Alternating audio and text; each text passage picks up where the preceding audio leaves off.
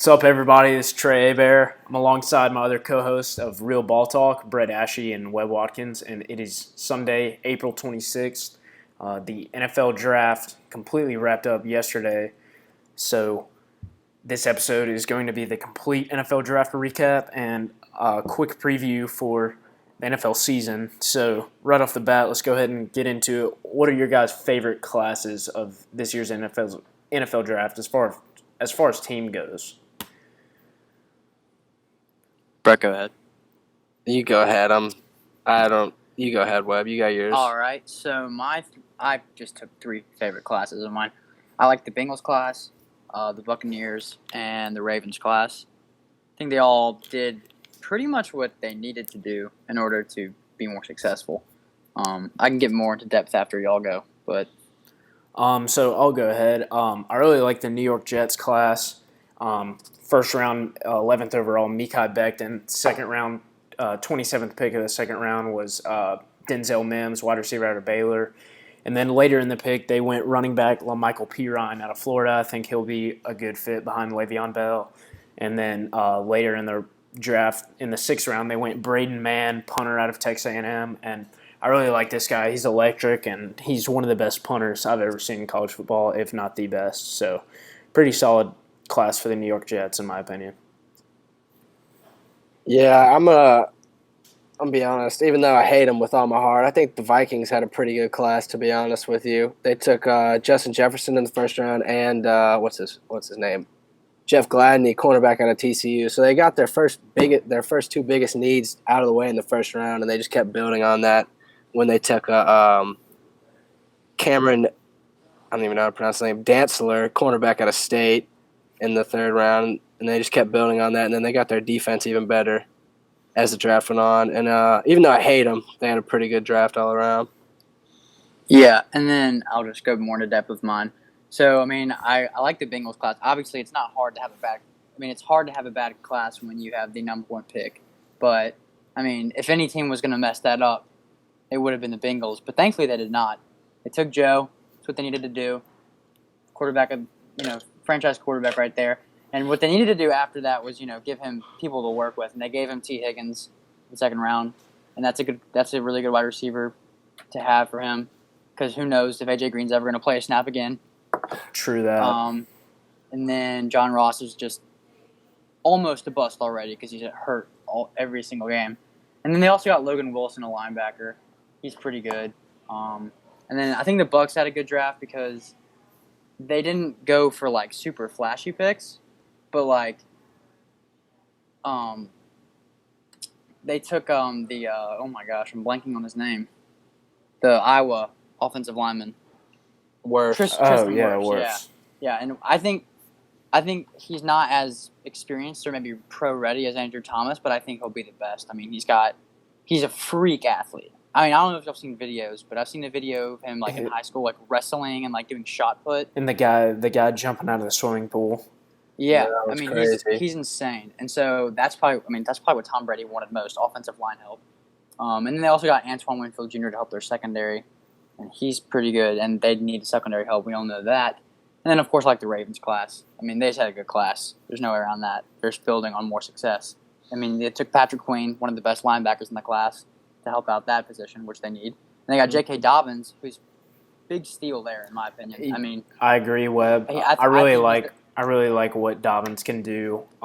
Not just running the ball, but catching the ball out of the backfield too. This guy, his production at Ohio State was something that was really overshadowed by a really talented team, in my opinion. But this guy, watching the college football playoffs, there weren't many snaps where he wasn't in the game, and so I really respected that. He's a tough guy, and I agree. This guy's definitely a dark horse for sure.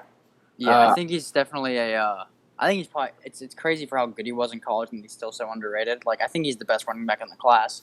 And then also they got Devin Duvernay, Texas receiver. Yeah, he's pretty underrated receiver. He can make a lot of plays.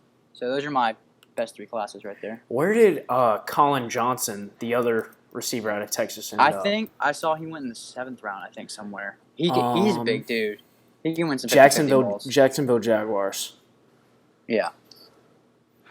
Yeah, I was a big fan of Colin Johnson. The dude's frame is just unreal. Having Yeah, a he's Mike Evans-esque. having a 6'6", 220-pound frame, it's hard to not be a dominant wide receiver. So, I like Colin Johnson. I really wish the Saints would have taken a chance on him late in the draft. Yeah, instead of drafting old Stevens. Yeah, let's talk about that for a second. So, I was about to say, I think Webb building on Webb's point of not taking flashy picks. The Saints definitely did not take any flashy players. for sure. But I feel like I know we're hating on Ruiz, but I feel like the Saints, with the 4 picks we had, we actually didn't do that bad. Because Zach Bond, linebacker out of Wisconsin, Was a steal.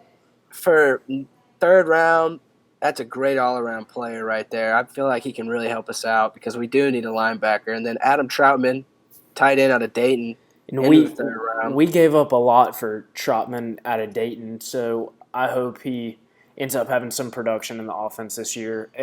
If somehow he didn't make the team, that would really make me mad because we gave up a good bit to move up to get this guy.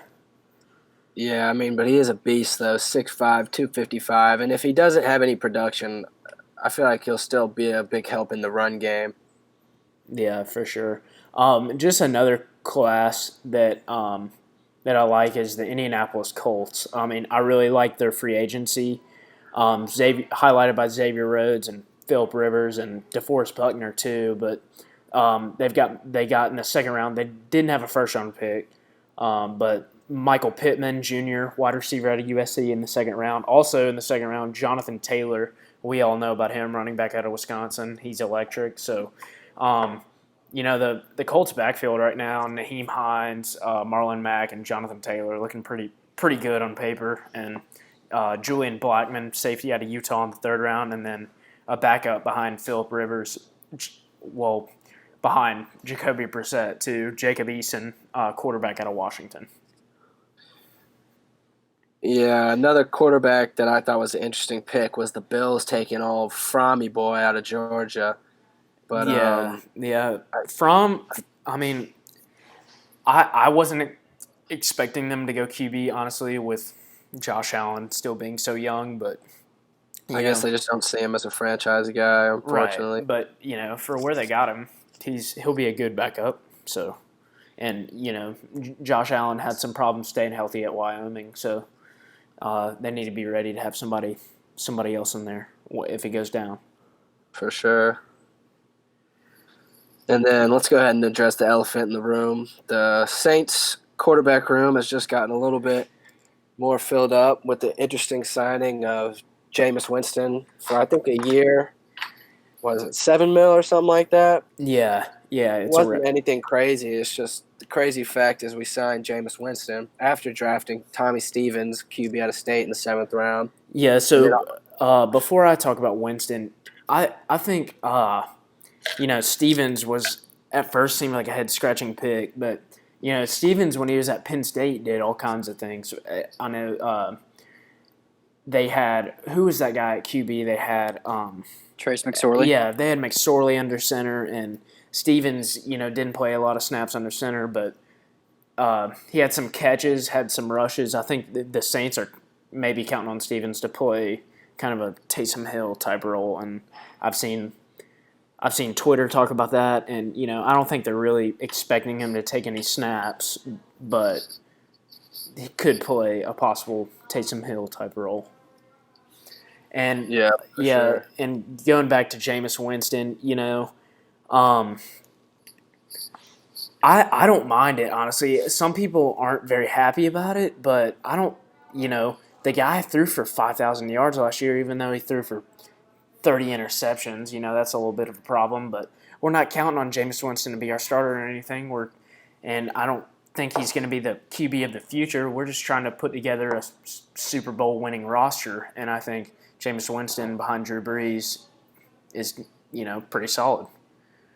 I feel like one reason for signing Jameis Winston is to see how he develops and changes under someone like Drew Brees' wing, because who knows we run a very different offense than the Buccaneers do. So maybe Jameis gets some snaps here and there, and he just works on throwing some short routes instead of just airing it up all the time.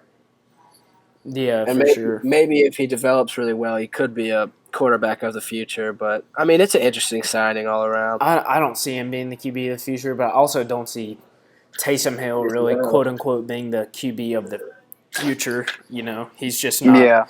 not a true passer. But we've got a lot of question marks for the future. But as of right now, I think the Saints are more worried about the 2020 season, trying to get a Super Bowl there. Definitely. Webb, what do you think about the Winston signing? Yeah, I'm not as big of a hater as most people. I think if the plan is that he'll take over after Drew Brees leaves, the reason I don't hate it is because first off, he has the potential. I mean, he threw for 5,000 yards and 30 touchdowns, and I mean, if he's learning under Sean Payton and Drew Brees, under that kind of tutelage, if he can develop into an accurate passer who makes smart decisions, I mean, he could be a really good quarterback. So I mean, if that's the goal, I don't really have a problem with it. But then again, also if he's just a solid backup to have for a year, I don't mind that either. Because if Drew Brees goes down, he's a good option to have. And I also think it's smart to go ahead and get him now because, I mean, the quarterback class this year was pretty loaded. And I think the quarterback class next year is going to be really down. After Trevor Lawrence, and Justin Fields, it's going to be really shallow. Yeah. So I'm not high on Justin Fields. So I mean, he'll be the number 2 quarterback next year. I think it's a good move to go ahead and get someone with experience behind Drew Brees because we're counting on Drew Brees to play a full season this year, and if something happens, if the thumb gets re-aggravated again or worse, hopefully not, but hypothetically, we could get somebody in there that's a 5,000-yard passer with a lot of experience that we could maybe string something together with. So, a lot of people are freaking out about it on Twitter, but I mean, I think it's smart. I mean, there's nothing to really freak out about it because at this moment, he won't play a snap unless we're blowing somebody out. So, yeah, for sure. For me, so moving on to the more of the worst classes. For me, the Houston Texans, man, golly, Bill O'Brien is on a losing streak. But I'm just looking at their class right now, and they're just not any exciting names. Ross Blacklock headlines the class, defensive tackle out of TCU. But they didn't have a first-round pick, did they? No, they didn't. And that's just a loss. Yeah, it is a loss. And there's just I know they're counting on Will Fuller and Brandon Cooks, but they only picked up one wide receiver. It was Isaiah Coulter out of Rhode Island, who I don't know a lot about him. Yeah, I don't know jack about him, to be honest with you. But with the departure of DeAndre Hopkins, I expected them to, even though they only had 5 picks in the draft, to capitalize on picking weapons. But they didn't do that. So, Bill O'Brien might be on the hot seat here, especially if this David Johnson DeAndre Hopkins trade goes as anticipated, which is he should at least be on the hot seat as GM. I mean, head coach, I'm not sure, but GM, I don't think he knows what he's doing at all. When has GM head coach worked for many? It doesn't work that often, and it's not working in this case so far. Yeah, so I don't know. Another bad class for me was just the Green Bay Packers. Undoubtedly. To me, their best 2 players on the football team this year were Aaron Rodgers and Aaron Jones. And who did they draft with their first 2 picks? A quarterback and a running back. And they also did not draft a receiver, man. Yeah, that is just embarrassing almost. And ESPN has their number 1 team needs as wide receiver, and they had 9 picks and didn't touch a wide receiver. So it's just I'm really confused, even though I'm not an A-Rod guy, why they're not choosing the present over the future. Yeah, they're not built for. They're not right now. Their team is not built for. Oh, we need to build for the future. They need to build for now. They made the NFC Championship last year. It doesn't make sense at all, really. I know A. Rodgers is what 36 at this point. Yeah. But I mean, he's still a good quarterback. Like last year was his first year under Matt LaFleur, so anything he did that wasn't impressive was his first year in a new system. I mean, and now and you're not going to give him the weapons. Instead, you're going to draft the quarterback that's seen as his replacement. So that's just the direct middle finger to Aaron Rodgers. It doesn't make much sense at all. It blows my mind, honestly. Another class I did not like was the Chicago Bears. The Bears are on a losing streak too. With their first pick in the draft, which was the 43rd overall pick, they took a tight end, Cole Kmet, out of Notre Dame. It's a big head scratcher to me because they have like 4 tight ends on the roster right now. And they just signed Jimmy Graham to a deal. Yeah, what? And then, yeah, that's questionable all around because Jimmy Graham. And Trey Burton had a somewhat decent season. You know, I didn't think tight end was really a huge team need at all, especially especially since they just got Jimmy Graham. I do like Jalen Johnson in that class though, but I agree with you, Brett. I just feel like that their biggest needs were not on the defensive sides of the ball, and they went defensive heavy in the draft. Right, I agree. Other than Jalen Johnson, I'm not a huge fan of the Bears class. But let's go ahead and talk. I mean, I don't really have a strong opinion on the Patriots class, but let's go ahead and talk about the Patriots. So Kyle Duggar, safety out of Lenore Ryan with their first pick, and later they had Anthony Jennings, linebacker from Alabama. And that's really about it for guys that made a splash in the NFL Combine and the hype going into the draft. So, do you think this is what do you think about this class overall, boys? I think it's just a typical Bill Belichick class. Under the radar, going for people that, at least the guy from Lenore Ryan. What is that college? Yeah, I mean, it's just like it's just things that no one's going to see coming, and he's going to try to mold them into the players he wants them to be. Yeah, they Lenore Ryan, they played either in the third round or the semifinal of the Division II playoffs, and they lost to shout out West Florida Argonauts, real quick. So, but Kyle Duggar, he's watching his film. The dude's a really good tackler. Great safety, good body, and what I also didn't know was Kyle Duggar he was a 5th-year senior at Lenore Ryan and is the Division II all-time leader for punt return yardage, which he could be an everyday punt returner for the Patriots as well. Yeah, he does look really good, and with what Bill can do with his players. If he does what he wants to do, he's going to be even better. So, I mean... Yeah, no, I like Duggar, but what I don't understand is why a quarterback is not on this list of 10 draftees. They must just be so intent on Jarrett Stidham. Either that or they're going to sign, I'd assume, Cam Newton. I mean, I think they're just going to go with Jarrett. I mean, because you've heard, I don't know if you've heard the rumors, I'm sure you have, that they're just high on him. Like, they really like him. I don't know. Yeah.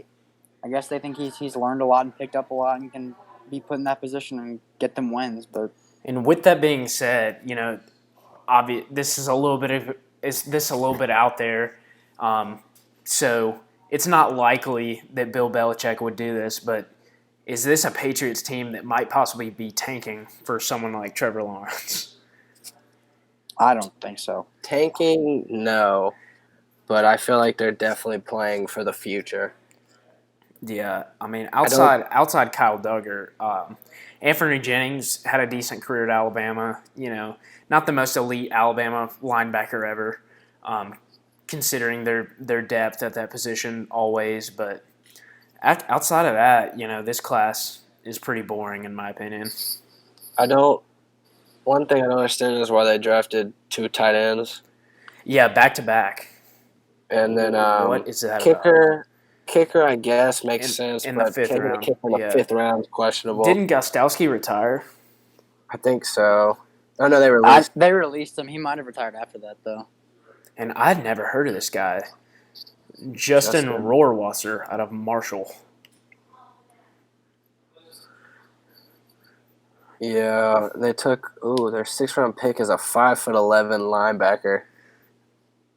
Questionable decisions all around the board, but I mean, you just gotta trust Bill. Yeah, I think Yeah, they. Pat, I think man, I that. I think they definitely trust in Belichick, but Jarrett Stidham under center is really unproven, and it's hard for me to believe that someone with as much coaching experience as Belichick can just put all his eggs in one basket like that. I definitely do not trust Jared Stidham to be my quarterback. And we saw some flashes from Stidham at Auburn, but do you think that this guy was ever like an electric elite playmaker when he played for Auburn? No, I never understood why there was a lot of hype around him.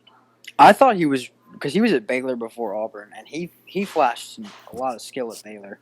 I think he got hurt and then he transferred, if I do remember correctly. But I think that is correct.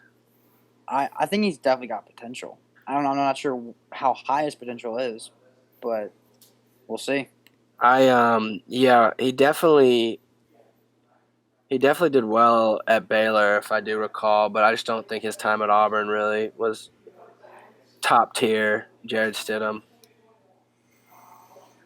Yeah, I agree. So, I think that's gonna about do it for our draft recap. Well, can I actually? Or go pick up ahead. on two? Yeah, go ahead. Yeah, I said 2 more draft classes I thought were pretty bad that I wanted to touch on. Yeah, go ahead, Webb. I was thinking, as flashy as the Raiders draft class is, I don't think it was a very smart draft class. They took Henry Ruggs, and we all know Henry Ruggs, insanely fast, has tools to be incredibly successful. But, I mean, they took him with the 12th pick over Jerry Jeudy, CeeDee Lamb, guys that are proven, guys that we know are capable of just making plays happen all over the place. And I'm not saying Ruggs hasn't proven himself as a good receiver. I'm just saying I don't know why you take Ruggs over a guy like Jeudy, who I mean, for me, I almost know he's going to be a success in the NFL. And then they also took Damon Arnett, cornerback from Ohio State. And again, there's off the field issues there. And then I don't think he's as good of an option to have as, say, Jeff Gladney or Trayvon Diggs or Jalen Johnson, who were all taken after him. So I think they were going for flashy picks, instead of like the right picks. But the positions they addressed were right. And then the Eagles, I didn't think had a great draft either. Jalen Reagor, the receiver they took in the first round, they took him a pick before Justin Jefferson. Mm-hmm. That was a bust for me. Yeah, seemed foolish to me. I don't see much like star power or playmaking from him. I think Justin Jefferson's a better wide receiver 1, like they need. And then also they took Jalen Hurts. Right, and that doesn't make sense to me when Carson Wentz is their franchise quarterback. Unless they're trying to like threaten Carson and say, hey, we need you to play a lot better this year. It doesn't. I mean, I guess you need good depth at quarterback, but he just gets injured a lot. Yeah. Bill and Webb, did you finish up the classes? Those are my classes. One more class I didn't really particularly love was the Los Angeles Chargers class. Justin Herbert, the 6th overall pick. I feel like that one was set in stone for a while because if Tua was taking the pick before they were going to take him. But 23rd overall pick, they traded up, gave up a 2nd and 3rd round pick for Kenneth Murray, linebacker out of Oklahoma. And, I mean, some people like him, but I just don't ever trust Big 12 defenders at all. And Trey said that he went to the game where Oklahoma and LSU played, and he didn't really see a lot of interesting stuff out of Murray when he went to see the game. And then I just also don't like the rest of their class. They took Joshua Kelly, running back out of UCLA, and I think that was one of their best positions last year, with Austin Eckler being one of the most underrated running backs in the league last year. And then they took 2 wide receivers and a safety, and I just don't think those are any positions they really needed at all. Yeah, I mean, I personally, I can see why you're saying that. I think they had a pretty good draft class. I think Justin Herbert, again, he just relies too much on his arm and doesn't make good decisions. But I mean, he has potential for sure. And then I actually like Kenneth Murray. I mean, I feel like if he wasn't on Oklahoma, they would have given up about 100 points per game. I mean, they just, God bless, 50-49 shootout every game in Norman, Oklahoma. It's unbelievable. But yeah, those are my takeaways from the Chargers class. But I think the Chargers have a lot of young talent and have the opportunity to be an elite team in the AFC. But just last year, I was kind of expecting the same thing, and they just really never came together as a team. I know they had some problems with injury. You know, Derwin James was out the whole year basically, and but like, why aren't we seeing the Chargers really come together as a team more? Well, I think last year, first off, Melvin Gordon had that contract sit out thing. That was a huge distraction. Didn't really matter. It was a huge distraction, which I'm sure affects the team so much. It doesn't really matter when Austin Eckler is, crushing it as a backup. But then also, Phillip Rivers had a pretty bad year last year. He threw for a lot of yards, but it's only going to get you so far in the NFL. He had a lot of picks. Hot take. Austin Eckler is better than Melvin Gordon. I would 100% agree. He's going to shine. He's going to go off this year. I mean, the Chargers went 13-3 2 years ago, right? Yeah, and they lost to the Patriots in the divisional. In the AFC. Yeah. Typical Chargers fashion, lose to the Patriots in the first. And then in the AFC Championship, Tom Brady did what Tom Brady does and has a 2-minute drill against young Patty Mahomes, and then that was, I guess, after that was kind of the passing of the torch. Yeah. So going into that, let's start our preview for the 2020 NFL season. So who are some teams you expect to take a big jump, and who are some teams you expect to stay at the bottom of the cellar? Yes, we're going to start with AFC or NFC. Either way. I guess we'll start with AFC then. Dude, you don't really have to go by conference. For the AFC, I feel like we'll see a lot of the same teams on top, except for I feel like AFC East will have a little passing of the torch moment. I think this is the year the Bills. I think it's the Bills that are going to lose this year. I think it is too.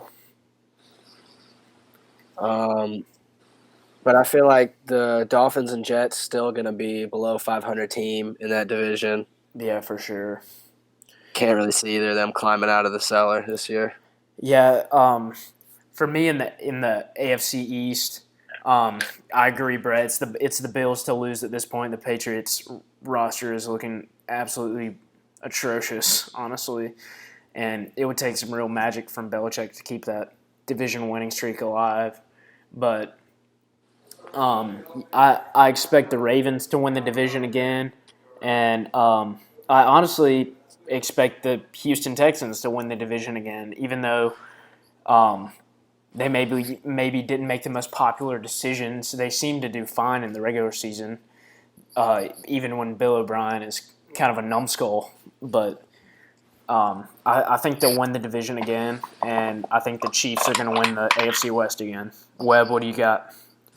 Yeah, agreed. On the Bills, I think it's the Bills to lose. I mean, they just have so much young talent. I think it's theirs to lose, and then interesting to see what the Patriots are going to do. Obviously, I think the Ravens will win the North. Obviously, the Chiefs are going to win the West. I mean, yeah, it's going to be 20 years before they lose that division. Although the Broncos, I think the Broncos might have a wild card. It could be a dark horse for a wild card. That offense is electric, and I mean, if their defense plays like a Broncos defense plays, they'll be pretty good. And then in the South is my most interesting division.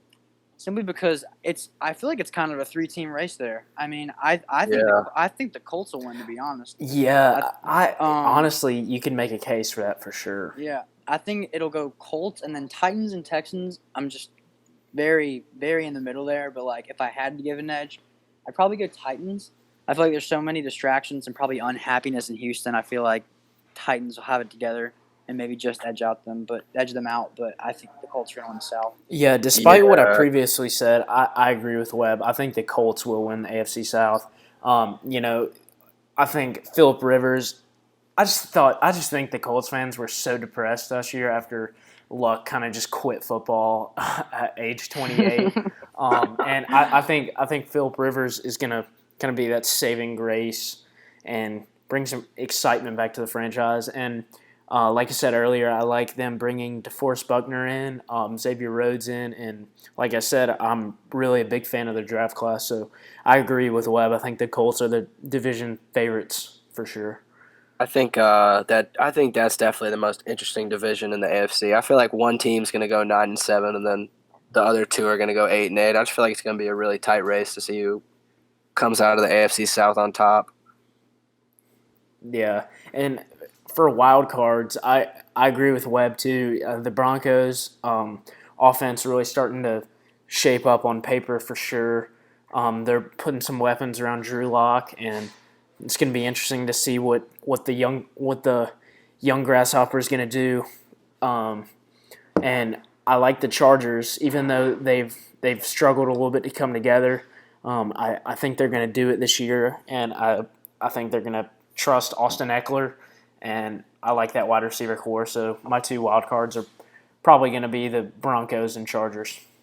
I feel like all three of those teams in the AFC West that aren't the Chiefs could pull together a wild card season because I mean the Raiders really didn't have a lot of talent last year and they still went 7-9 and they just kind of added some players this year. And even though they didn't have the best of drafts, they still got some young players that could really help the team all around. Yeah. So moving on to the NFC, do y'all want to talk about the most depressing division of all time, the NFC East, The East. first or last? Let's just go ahead and get out of the way. Yeah, let's get it over with. This division is an absolute nightmare if you're a fan of football. I mean, to see somebody have a chance at winning the division at 8-8 is honestly just embarrassing. Like at that point, just don't even give division winners an automatic bid to the playoffs. Yeah, I just it's just a terrible division for competitive sports fans It's the worst division in all of sports right now. because the Redskins are god awful and I can't see them going. I can't see them winning more than 4 games. Giants, same thing. And then it's just the Cowboys and Eagles. And I mean, neither of those teams really had great drafts either. Neither of them were exciting at all last year. I hope the Eagles string it back together. Yeah. Honestly, Wouldn't be mad if the Cowboys did make the playoffs.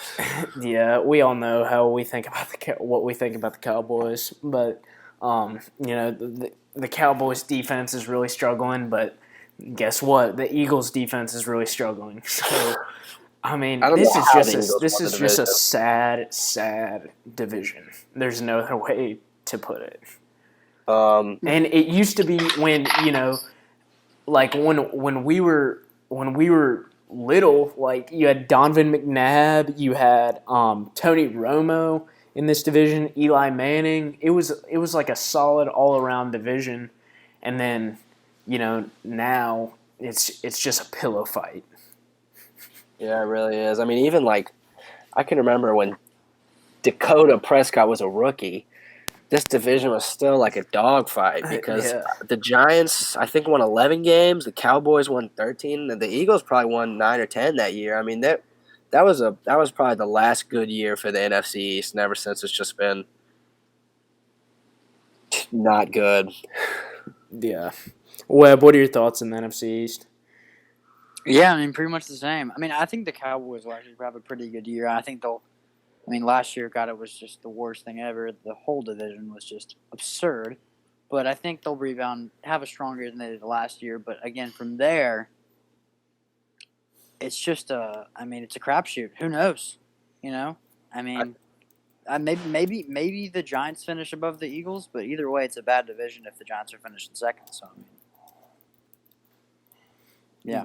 Yeah, I mean, it's just so sad that the NFC East. So let's talk about something else. This is making me sick, honestly.